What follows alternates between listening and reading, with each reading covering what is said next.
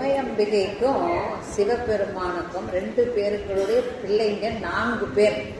விநாயகர், வீரபத்ரர், பைரவர், முருகப்பெருமான். அந்த 4 பேர் இல்லைங்களா? எல்லாருக்கும் நம்மளுக்கு 2 பேர் தான் தெரியும் இல்லைங்களா? அதனால முருகப்பெருமான் தான் செல்ல குழந்தை. இவர் ஐமுக சிவம். சிவன் பெருமான் ஐமுக சிவன், இவர் அறுமுக சிவன். சிவனும் முருகனும் ஒன்றே. எல்லாமே நெற்றிக்கண். முருகன் ஒரு தான் ஆண் மகள் வாங்க. அவள் நெருப்புல தோன்றியவன். 6 நெருப்பு பொறிகளினால தோன்றி அந்த தாமரை தடாக சரவண பொய்கையில போட்டு அந்த 6ஐயும் ஒன்றா இணைக்கிறா உமையம்பிகை இல்லைங்களா? அதுதான் நெற்றிக்கண்ணில் நெருப்பு. அந்த நெருப்புல ஒரு அக்னி இல்லைங்களா? அதுதான் ஒருத்தர் தான் ஆணுக்கு பிறந்தவர், ஆண் மகன். எல்லாருமே பெண்ணு தான். நம்ம சாதாரண மனித ஆண் ஜென்ஸ் லேடிஸ் அதெல்லாம் கூட கிடையாது. கடவுள்கிட்ட இல்லையே கூட ஆண் மகன்னு சொன்னா முருகப்பெருமான் மட்டும்தான் ஆண் மகன் இல்லைங்களா அப்படின்னு சொல்லப்படுகிறது. இத மாதிரி இருக்கும்போது இவர் முருகனுக்கு பல கோடி நாமங்கள் இருக்கு. வெகு கோடி நாமங்கள் அவருக்கு பேசப்படுகிறது. ஆனால் அதுல சுலபமானதும் எளிமையானதும் முருகன், குமரன், குகன். இந்த 3 நாமங்களும் சொல்றதுக்கு எளிமை. முருகு என்றால் அழகுன்னு பேர், முருகன் என்றாலே அழகன் பேரு. அப்புறம் அது ஒரு விஷயம் என்னன்னா, முருகன் தமிழ் கடவுள். ஏன் மற்ற கடவுள்லாம் ஹிந்தி கடவுள் அப்புறம் இங்கிலீஷ் கடவுளா?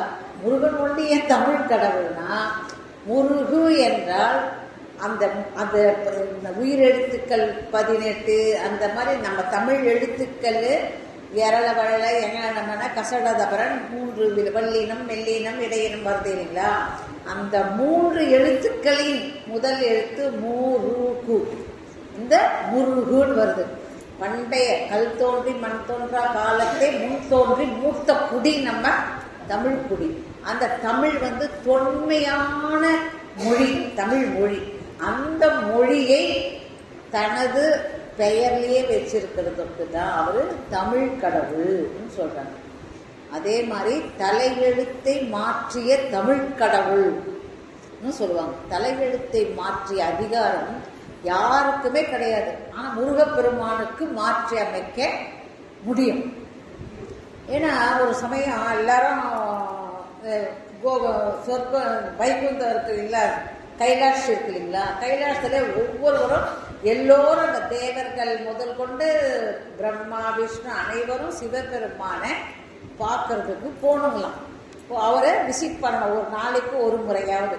அது மாதிரி எல்லோரும் தேவர்கள் எல்லாருமே போறாங்க. அதே மாதிரி முகப்புல தான் விநாயகரும் முருகரும் இருப்பாரு, உள்ள பார்வதி பரமசிவன் இருப்பாங்க. எல்லோரும் பார்க்கறதுக்கு போனாங்க, அவரை விசிட் பண்றதுக்கு போறாங்க. நான்முகனும் போறாரு பிரம்மா. பிரம்மாவும் போகும்போது விநாயகரை பார்த்து கும்பிட்டாரு. இது சின்ன குழந்தை தானே சொல்லிட்டு கண்டுக்காம போயிட்டாரு. இதை பார்த்துக்கிட்டே இருந்தாரு யாரு? முருகப்பெருமான்.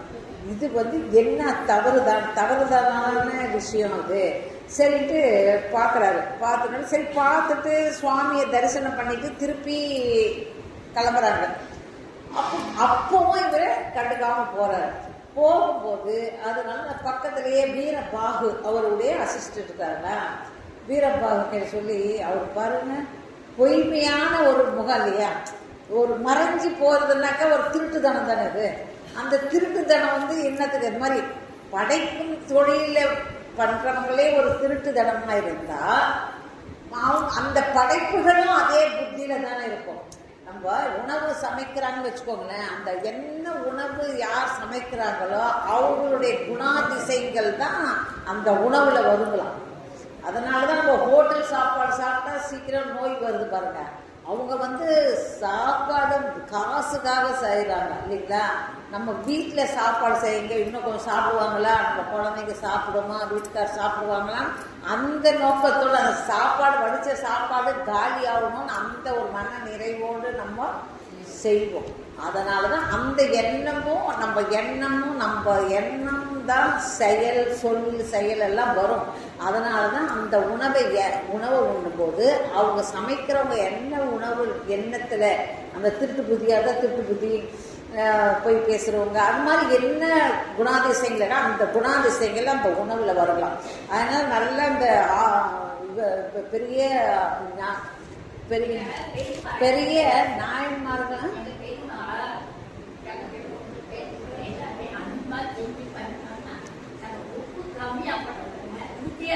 ஆமா. அதனால அந்த உணவு முறை அந்த சாப்பாட்டுல அந்த குணாதிசயங்கள் இருக்கும். அதனால தான் சொல்றாங்க, அது அவருடைய பொய் உரைத்து போறாரு இல்லைங்களா, அதனால அவரை கூப்பிடுன்னு சொல்றாரு. அதனால வீரபாகு போய் கூப்பிடுறாரு. யார? நான்முகனை கூப்பிடுறாரு. போய் 4 முகம் உன்னை கூப்பிடுது 6 முகம். என்ன சிம்பாலிக்கா பேசுறாங்க. போய் 4 முகம் உன்னை கூப்பிடுது 6 முகம். இதனால அத ஒரு பெரியவங்க கையில ஒரு அசிஸ்டண்டா இருந்தாக அந்த இது நம்மளுக்கு ஒரு தென்னோக்கு வந்துடும் இல்லைங்களா. அதனால அவரு சொல்றாரு. அப்புறம் பயந்து ஐயோ நம்ம பார்க்காம வந்துட்டோம் கண்டுபிடிச்சிட்டாரு சொல்லிட்டு வந்து நிக்கிறாங்க. நம்மளதான் ஒரு கேள்வி கேட்கிறாரு. எதை கொண்டு வந்தார்? எதை கொண்டுன்னா யாரு? நான் முகன். எதை கொண்டு? வேதத்தை கொண்டு. வேதம் எத்தனை? 4 வேதம். 18 வேதம் இருக்கு. அது 4 வேதம் தான் அவருக்கு தெரியும் இருக்கு. 4 வேதம். வேதத்தை எதை கொண்டு எழுதுகிறார்? வேதத்தை என்ன சொல்றோம் நம்ம வேதத்தை கொண்டு எழுதுன சொல்லுங்க. நான் என்னுடைய அறிவை கொண்டு, அறிவு இருந்த பிள்ளைங்க படிக்குது, படிச்சு பரீட்சை எழுதுது. எதை கொண்டுப்பா பரீட்சை எழுதுறேன்னா பேனாவை கொண்டு பரீட்சை எழுதுறேன்னாக்கா சாத்தியமா? பேனா ஒண்ணு அறிவை கொண்டுதான். அறிவு இருந்தாதானே எழுத முடியும். நீ படிச்சு மனப்பாடம் பண்ணி வச்சிருந்தா தான் அதுல எழுத முடியும். பேனா வச்சிருந்தா முடியுமா? அதனால அவரு பேனாவை அந்த மாதிரி அவரு வேதத்தை கொண்டு எழுதணும்னு சொன்னாங்க. அவர் எழுதுன சொல்லிட்டாரு. சொன்ன உடனே அவருக்கு போகுது. அப்படியா, சரி சரி, வேதத்தை கொண்டு தானே எழுதுறீங்க, சரி வேதத்தின் பொருள் தெரியுமா? தெரியும். ஓம் வேதம் தெரியுமா? தெரியுமே, சொல்லுங்க பார்க்கலாம். ஓம்னு ஆரம்பிச்சாரு. முதல்ல நிறுத்துங்க. சரி, இந்த ஓம் என்றதற்கு பொருள் சொல்லுங்க. ஓம் என்றது ஐயோ சிவபெருமான பாடம் சொல்லிக்கும் போது இது ஓம் என்றது சும்மா வேர்ட்ஸ் தானே, இதை போய் நம்ம கத்துக்காம விட்டுட்டு மற்றதெல்லாம் தெரியும், இதை கொண்டு விட்டுருங்க, மற்றதெல்லாம் நான் சொல்றேன். முதல்ல இதுக்கு சொல்லுங்க. சொல்லணும்னா தர்க்கமாயி முடியாதுன்னு தெரியலன்னு ஒரு குட்டு கொடுறாரு. ஜெயில போட்டுறாரு சிவபெருமான. ஜெயில போட்டுறாரு. அந்த நான்முகனை சிறைச்சாலையில போட்டுறாரு. போட்ட உடனே அவரை வெளியே கொண்டு வரல. மற்ற அவரே படைக்கிறார். எந்த ஒரு செயலை செய்தாலும் இப்போ ஒரு கம்பெனி வச்சிருக்கோம்னு வச்சுக்கோங்களேன். அந்த கம்பெனி உள்ள எல்லா தொழிலும் நமக்கு தெரிஞ்சாதான் அந்த கம்பெனியை ஒழுங்கா ரன் பண்ண முடியும் இல்லைங்களா. ஒரு விவசாயம் தெரிஞ்சாதான் ஒரு விவசாயி ஒரு 4 பேரை வச்சு வேலை வாங்க முடியும். இப்போ ஒரு ஆபீஸ்ல வேலை செய்யறவங்க போயிட்டு விவசாயத்துல போயிட்டு செய்யறேன்னா அவங்க ஏமாத்துவாங்க இல்லைங்களா. அவங்களுக்கு தெரியாது அந்த வேலை. களை எடுக்கிறேன், அதை இது பண்றேன், இது பண்றேன், விதை நெல் எது அதனுடைய இதெல்லாம் தெரியாது. ஒரு மெக்கானிக் ஷாப்னா அந்த மெக்கானிக் ஷாப்ல என்னென்ன தெரியுமோ அந்த வேலை தெரிஞ்சவன் தான் முதலாளியா இருக்க முடியும். அது ஒழுங்கா நடக்கும். நம்மளை மற்றவங்க ஏமாற்ற முடியும். அதனால இவருக்கு படைக்கும் தொழில் ஓம் என்ற பிரணவத்தின் பொருள் தெரிஞ்ச தொட்டுதான் அந்த படைக்கும் தொழிலை இவர் செய்யறார். அந்த தொழிலை இவர் செய்யறாரு. இப்ப இவர் செஞ்சா எல்லாம் நல்லவங்களாவே இருக்கிறாங்க, எல்லாம் நல்லதாக படிச்சுட்டாங்க. அப்போ தீமைக்கு இடம் இல்லை. ஒண்ணுமே நாட்டுல மற்ற தப்பு செஞ்சாதானே அவனுக்கு தண்டனை ஒருத்தர் கொடுப்பாங்க. அது மாதிரி இருக்கும்போது எல்லாம் மேலுலகத்துக்கே வேலை எல்லாம் திண்டாட்டம் வந்துருச்சான். அவங்க தொழிலை செய்ய முடியல. எல்லாரும் நல்லா இருக்கும்போது எல்லாரும் அவங்க தப்பு செஞ்சாதானே தண்டனை கொடுக்கறது. ஒரு ஆளு அதை பண்றது எல்லாத்துக்கும் ஒரு ஆளு பிரிச்சு வச்சுருக்காங்க இல்லைங்களா. அதனால எல்லாமே நல்லவங்களா இருக்கிறதோட்டு மேலுலகத்துல வேலையெல்லாம் திண்டாட்டம் வந்துருச்சு. எல்லாரும் போய் சிவபெருமான் கையில போய் முறையிடுறாங்க. முறையிட்டவுடனே என்னப்பா ஏன்ப்பா இது மாதிரி இல்லை படைக்கும் தொழில் செய்கிற பிரம்மாவை உங்கள் திருக்குமாரன் வந்து சிறையில் போட்டாரு. அப்படியா, சரிப்பா சொல்லிட்டு அவர் நந்தி எம்பெருமான அனுப்பிச்சு அவரை விடுதலை பண்ண சொல்லிப்பா, அப்பா சொன்னேன்னு சொல்லுங்க. அப்பா சொன்னோம்னா அவர் வரார், நந்தி எம்பெருமான் வரார். வந்த உடனே சாமி கையில் சொல்றார், முருகபெருமான் கையில், அப்பா பிரம்மாவை வந்து சிறையில் அடிச்சுட்டியாமே, அப்பா வந்து அவரை விடுவிக்க சொன்னாப்பா. இல்லைப்பா, அவர் வந்து பொய்யுரைக்கிறாரு.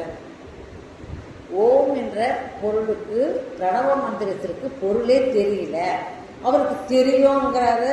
அது மாதிரி அப்படியா ஓம் என்ற பொருள், ஓம் என்ற எழுத்துக்கு அவருக்கு பொருள் தெரியலையே, அப்படி அவருக்கு தெரியலையா? அப்போ அவருக்கு தெரியலன்னா உங்களுக்கு தெரியுமா? பக்கத்திலே ஒரு காலியா தான் இருக்குது. ஐயோ என்னடா ரொம்ப போயிட்டு அங்க பிடிச்ச ஓட்டா சிவபெருமான் கையில வந்து விழுந்தாராம். விழுந்தோடனே இன்னும் நந்தியம்பெருமானே என்ன இவ்வளோ வேகமா வந்து இங்க வந்து உளறி அங்க பிடிச்ச மூச்சு இங்க வந்து விட்டாருலாம் பாருங்க. கேட்டார், இது மாதிரி சொன்னாருங்க. அப்படியா, சரி சொல்லிட்டு அவரே பூத கணங்களோடு எப்படி சூழ வராருலாம். வந்தவண்ண கீழே அடிவாரத்துல வராரு. ஓடி வந்துட்டாரோ முருகப்பெருமான் சொன்னாரு இல்லைங்களா. சிவபெருமான் அவரே வரட்டோன்னு சொன்னாரு. இருந்தாலும் அப்பா வந்தவுடனே மரியாதைக்காக மேல இருந்தவரு கீழே இறங்கி அப்பா கையில வந்தாரு. அப்படி தூக்கி அப்படியே மேல வச்சுக்கிட்டாங்க. மக்கள் மெய்த்தீண்டல் பெற்றோர்களுக்கு ஒரு இனிமையானது இல்லையா. நம்ம ராஜா குழந்தை பேர புள்ள வச்சுன்னு சொன்னா அது மாட்டில் எட்டி ஒதிக்கும். அது ஒரு ஆனந்தமா இருக்கும். அது மாதிரி நான் அப்படியே தூக்கிக்கிட்டே மேலே வராருலாம். என்னப்பா ஏன்பா இப்படி செஞ்சேன்? இல்லைப்பா, அவர் வந்து இது மாதிரி பண்ணாரு. அப்படியா, அந்த பிரணவ மந்திரம் உனக்கு தெரியுமா? ஏன்பா எனக்கு தெரியாமையாப்பா நான் சொல்லுவேன். அப்போ நீ சொல்லு, எனக்கு சொல்லு பார்க்கலாம். ஏன்னா அவரே பிரணவத்தின் பொருள். இருந்தாலும் தன்னுடைய மகள், இப்போ நம்ம குழந்தை நம்ம பேசினா குழல் இனிது யாழ் இனிது தன் மக்கள் மழலை சொல் கேளாதார். எல்லா குழந்தைகளும் நம்ம குழந்தை மழலை சொல் கேட்கறது அதுதான். அதெல்லாம் இனிதுனா கூட எல்லாத்தை விட அவங்க குழந்தைங்க பேசுறது. அதனால நீ எனக்கு காதல சொல்லுப்பா, நான் சொல்றேன்ப்பா. நான் குரு, நீங்க சிஷ்யா பிள்ளையா இருந்து கேட்கணும். எல்லாத்துக்குமே ஒரு ப்ரொசீஜர் இருக்குது இல்லையா. அதனால்தான் சுவாமி மலை தத்துவம். அது சொல்லாம மேலே உட்காந்து அவர் இந்த முருகப்பெருமான் மேலே இருப்பாரு. சுவாமிகிட்ட செடி சாட்சி கேட்கிறாரு. அதுதான் சுவாமி மலை தத்துவம். அதெல்லாம் சிவனார் பொழிர உபதேச மந்திரம் இரு செவி மீதிலும் பகசை குருநாதா சிவகாம சுந்தரி தன் வரபால கந்தனி உலமே ஊரில் நினையாமல் சொல்றாங்க. ஏன்னா அவர் கேட்டாரா உபதேசம், அவர் கேட்டாரு. இருந்தாலும் ஒரு இரு செவி மீதியிலும் பகர்சை குருநாதா, இந்த செவியிலையும் சொல்லுப்பா. ஏன்னா இடது பாகத்துக்குரியவள் அம்பாள். அதெல்லாம் சிவனார் மனம் குளிர உபதேசம் செய்தாரு. செஞ்சுட்டு அவர் என்னட்டாரு, உங்க அம்மாவுக்கும் தெரியணும், இரு செவி மீதிலும் பகர்சை குருநாதா. அதனால் அவருக்கு தான் குருன்ற பேர். குருநாதா, குரு அவரே குருநாத சுவாமி, சுவாமிநாத சுவாமின்னு சிவபெருமானே முருகப்பெருமானுக்கு சொல்றார். சுவாமிநாத சுவாமி, சுவாமிக்கே நாதனா இருக்கிறார். அதனால சுவாமிநாத சுவாமி சொல்லிட்டு அவரு பேர் வைக்கிறாரு. அது மாதிரி எதுல குரு கிடைக்கலன்னா கூட அந்த ஒரு குரு முருகப்பெருமான குருவா எடுத்துக்கிட்டு நாம ஒரு மந்திரத்தை உச்சாரணம் பண்ணிக்கிட்டே இருக்கலாம். அது வந்து ரொம்ப விசேஷம். எப்பவுமே ஒரு குருவை வச்சு தான் நம்ம ஒரு மந்திரத்தை சொல்லுவோம். நம்ம ஓம் சரவண பவா, ஓம் சிவாய நம்மன்னு சொல்ற பாருங்க. அதுக்கு நம்ம தன்னிச்சையா நம்ம சொன்னா பலன் கிடையாது.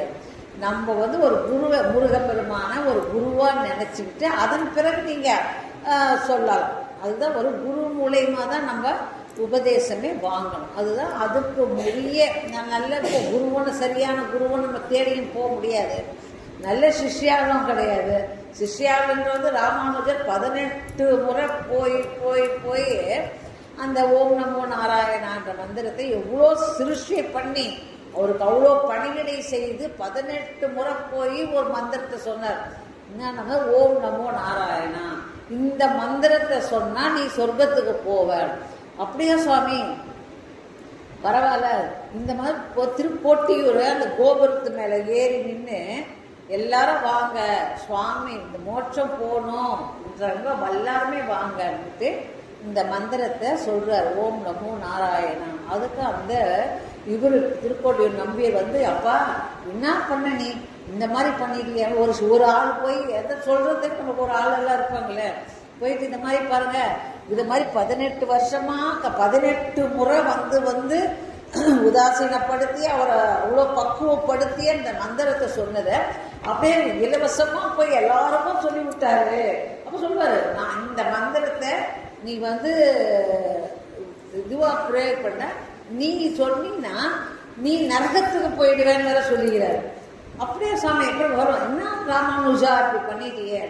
இல்லை சுவாமி, இது உங்கள இந்த மந்திரம் வந்து சொன்னாக்கா சொர்க்கத்துக்கு போவாங்க, கரெக்டு தான், அது நிச்சயம். ஆனா நீ இப்படி சொல்லிட்டே நீ நரகத்துக்கு தான் போவ. பரவாயில்ல சுவாமி, இவ்வளோ பேர் சொர்க்கத்துக்கு போயிட்டு நான் ஒருவன் நரகத்துக்கு போனா பரவாயில்ல சுவாமி. அவ்வளோ எவ்வளோ ஒரு பெரும் தன்மை இருக்கு பாருங்க. அப்போ வந்து அவர் தான் கட்டி தழுவிட்டார். அவர் தான் எம்பெருமான், இவர் எம்பெருமானார் ஆர் போட்டார். யார் போட்டு அவர் வந்து ரொம்ப சிஷ்யன் இல்லை, சிஷ்யன் வந்து ரொம்ப பரவாயில்லமா, இவ்வளோ பெரிய தவமா இருந்து பெற்ற அந்த உபதேசத்தை அதுவும் நீ சொர்க்கத்துக்கு நீ நரகத்துக்கு போற சொன்னாலும் பரவாயில்ல, இவ்வளோ பேர் சொர்க்கத்துக்கு போகும்போது யான் ஒருவன் நரகத்துக்கு போனா பரவாயில்ல சுவாமி சொன்னார். பாத்தீங்களா? அதுதான் இப்போ அவரு உடல் பூத உடல் இன்னும் உயிரோடு இருக்கு, உயிரோடு ஸ்ரீரங்கத்துல இருக்கு. நகம் வளர்ந்துங்களாம், முடி வளருது பாருங்க. 1000வது வருடம் கொண்டாடியாச்சு. இப்போவும் அவருடைய பூத உடல் இன்னும் இருக்கு ஸ்ரீரங்கத்துல. அப்பேற்பட்ட மகான்.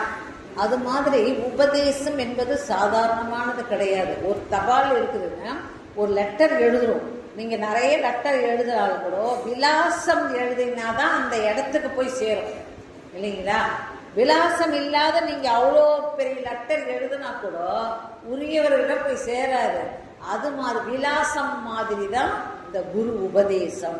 எவ்வளவு முக்கியம் பார்த்துக்காங்க. குரு உபதேசம் என்பது விலாசம் மாதிரி. ஏன்னா உங்களுக்கு எளிமையா சொன்னா புரியும் இல்லைங்களா? அதுக்காக தான் சொல்றேன். விலாசம் நீங்க நிறைய நீ ஜபம் பண்ணீங்கன்னா கூட ஒரு குரு மூலமா இல்லைன்னா அது வேஸ்ட் ஆயிடும்.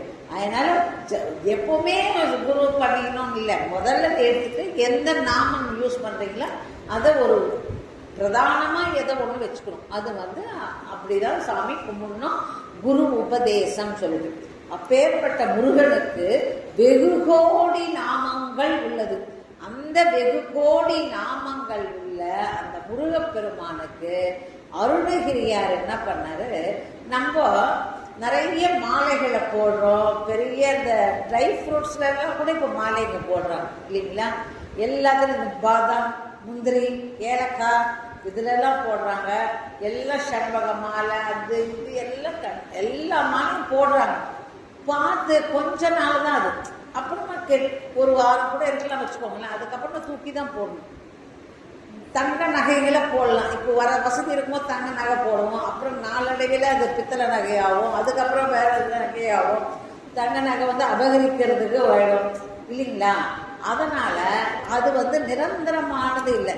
அதனால அப்படி அலங்காரம் அப்ப வந்து சுவாமிக்கு வந்து அலங்காரம் பண்ணி பார்க்கறதுல தமிழ் சொற்களால் அலங்காரம் பண்ணா என்னைக்குமே வாடா மலராது இல்லைங்களா? தமிழால் என்னை பாடு, தமிழால் என்னை பாடுன்னு சொல்லி இறைவனே சொல்லியிருக்கிறாரு. சிவபெருமானே நற்றமிழால் என்னை பாடுக சுந்தரப்பா சொல்லியிருக்காரு. மாணிக்கமான சொல்லுன்றதுனால மாணிக்க வாசகருக்கு மாணிக்க வாசகர்னு பெயர் வச்சவர் சிவபெருமான் தான். அது மாதிரி தமிழுக்கு அவ்வளோ ஏற்றம்